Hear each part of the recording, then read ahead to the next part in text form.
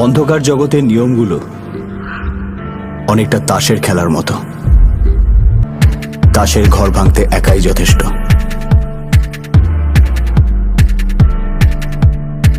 গোলাম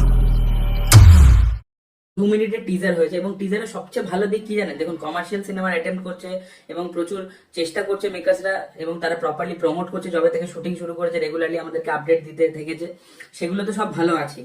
but আমার যে জিনিসটা খুব ভালো লেগেছে যে এখানে হাইলাইটটা খালি অঙ্কুশের ওপর না, যে অঙ্কুশ যেহেতু প্রডিউসার তাই জন্য পুরো গল্পটাই তাকে কেন্দ্র করে, সব ফ্রেমে সেই আছে, টিজারের মধ্যে খালি তাকেই দেখিয়ে যাচ্ছে, তা কিন্তু সে করেনি। এটাই আমার সবচেয়ে ভালো লেগেছে। একটা প্রপার কমার্শিয়াল ছবিতে একটা গল্প থাকতে হয়, গল্প ছাড়া কিন্তু ওরকম কমার্শিয়াল ছবি বানালে চলবে না, সেটা কিন্তু সে করেনি।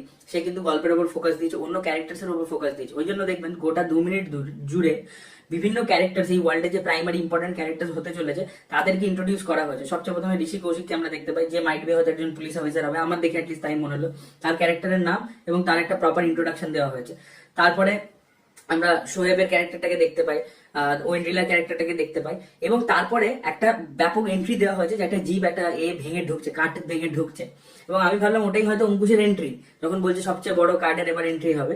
বাট তারপরে আমরা দেখতে পাই যে না, ওটা কৌশিক গাঙ্গুলিকে অ্যাকচুয়ালি এন্ট্রিটা দেওয়া হয়েছে, এবং এটা আমার খুব ভালো লেগেছে। এবং কৌশিক গাঙ্গুলি, তিনি ভালো অভিনেতা, কোনো ডাউট নেই তাতে, বারবার সেটা তিনি প্রুভ করে এসেছেন, সেটাতে নতুন করে কথা বলার কিছু নেই। উনি অসাধারণ, ওনার প্রেজেন্স অসাধারণ।